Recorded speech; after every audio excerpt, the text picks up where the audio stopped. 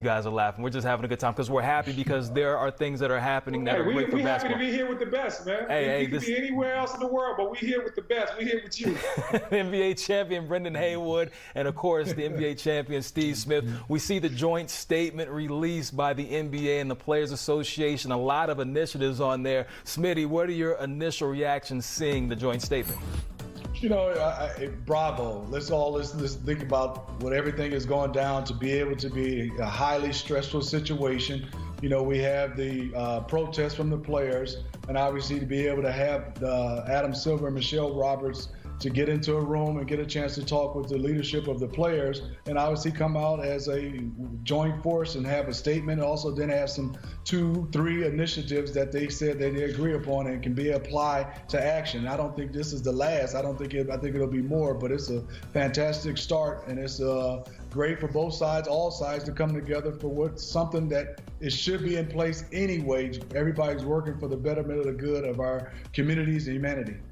So you saw step one, there is going to be a social justice coalition. They're also going to establish the arenas owned by the team and convert them into safe voting location. And the third one is to work with players and network partners to create and include advertising spots in each playoff game that promote the greater civic engagement in elections and raising that awareness around voting access. Brendan, this is big news. What are your thoughts on this?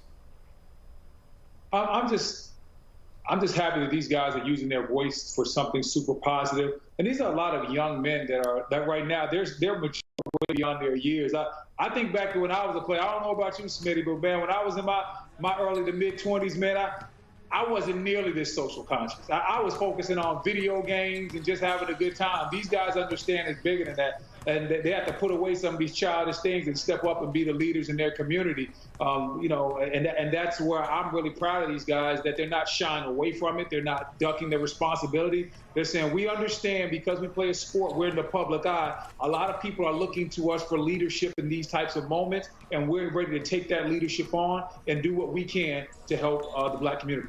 Outstanding. And I think, bro, just to add to Brendan, I totally want to say you're totally right. You know, we played in the pretty much kind of overlapping eras. I'm much older than Brendan, and he's right. My era was not this social, you know, I would say conscious. And then also, Brendan, I want to add to that. Imagine doing this, playing in these type of circumstances, you know, with COVID, with everything going, and being able to still have to come out, like you said, these guys' ages, to be able to come and deal with playing basketball at a high level in the playoffs, and then also having to have a stoppage and also come up with these things and be unified once you step out the door. It's remarkable. I take my hats off to them. Outstanding perspective right there from two NBA vets. Guys, don't go anywhere. This is really big news, so we have to bring in somebody that's an even bigger personality right now. I think we all know who he is. The one and only Hall of Famer Shaquille O'Neal joins us. Obviously, this statement has been released by the NBA and the Players Association. Shaq, you've seen everything on here. What is your reaction to seeing this joint statement? What everybody else is saying, I'm just glad that, you know, the two sides have just come in and, you know, have unity in their decision. Really proud of these young guys stepping up and, you know, voicing their opinion and, you know, doing and saying the things that they believe in. You know, it's a big moment for the NBA. So what's your take on Adam Silver, the job that he's done? Obviously, Michelle Roberts and all the players. What is your take on them getting unified and coming up with this? One thing about Adam Silver, he's always been a great listener. You know, he really loves and understands the business of basketball, but he really also loves and understands the business of, you know, humanity and, you know, the business of, caring about social injustices and doing that stuff. So, you know, you could always have a conversation with a guy like Adam because he's not going to, you know, voice what he wants to do. He's going to listen to you, and then everybody's going to come up with a decision that's best for everybody.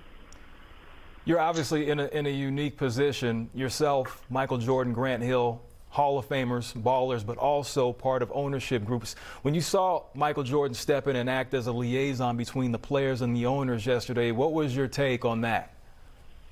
Well, I don't know what other owners are doing, but I know my partner, the vet Randy, is doing a lot. He's doing a lot in the community. You know, he's always done a lot in the community. He's always been one man that cares, and I think they some of the owners need to come out and actually show and, express what they're doing.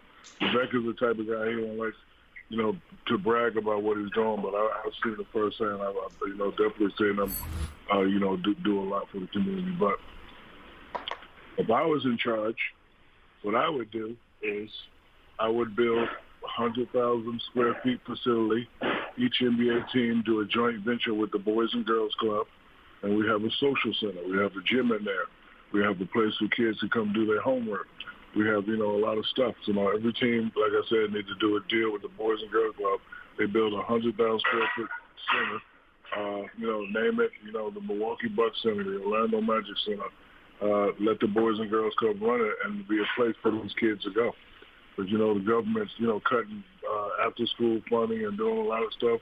These kids need places to go. They need places to go, fulfill their dreams. For me, that place was the Boys and Girls Club. But if I was the owner, if I was in charge, I would try to write, something up like that where all these teams, all the money that they're making, they build a center for the, kids to just come out and have a good time and play.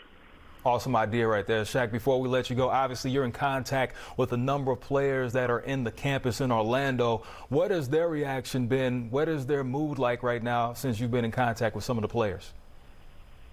A lot of guys are, tired and fed up. Some guys want to be there. Some guys don't want to be there. But, people just need to understand. Like me, I'm sort of like Adam. I listen.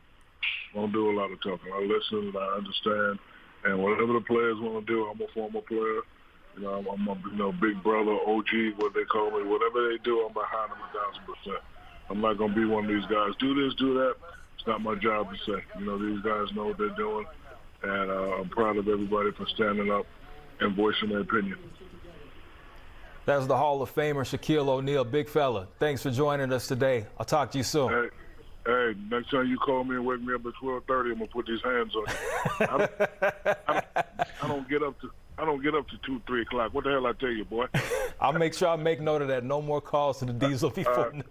Hey, Alex, man, what you doing? Love you, brother. We'll talk to you soon. That's Shaquille O'Neal joining us right here live on the phone. Brendan, what is your reaction to some of Shaq's statements? Listen, like I said, I think Shaq.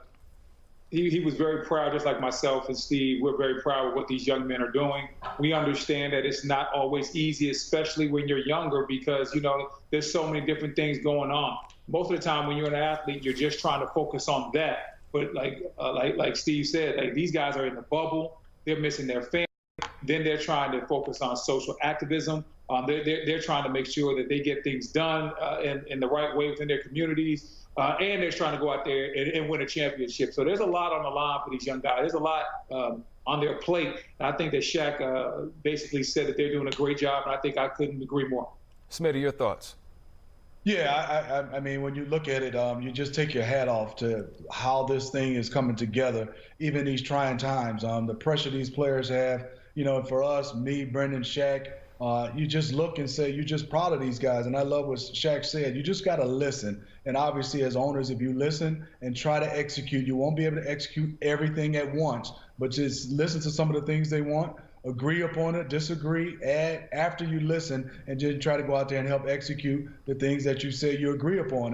If you don't, but also one thing I love is right now is everything has been kept in house. A lot of times things leak out, but when you start talking about the magnitude of what's going on, this is not about basketball. Keep things in house, and obviously we see there's some players that are exhausted, don't want to be there, but I don't want a teammate coming out and saying this guy doesn't want to be here. If he's there, he's there. We're all this together. They're unified.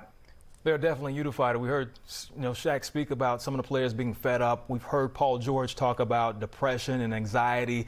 This seems to be somewhat of a weight lifted off their shoulders now that this has been established.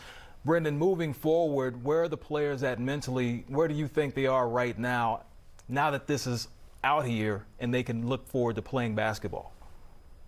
Like I said, I think everybody's different. Everybody moves at their own pace. I can't tell you where anybody is because I haven't experienced this type of thing. This 2020 is a different type of year, I'll tell you that. But some guys are going to be able to go right back to focusing on basketball. Some guys are going to be a little bit torn. Some guys are going to be going through some things like Paul George discussed. Everybody's different, and it's okay. You know, if you're struggling.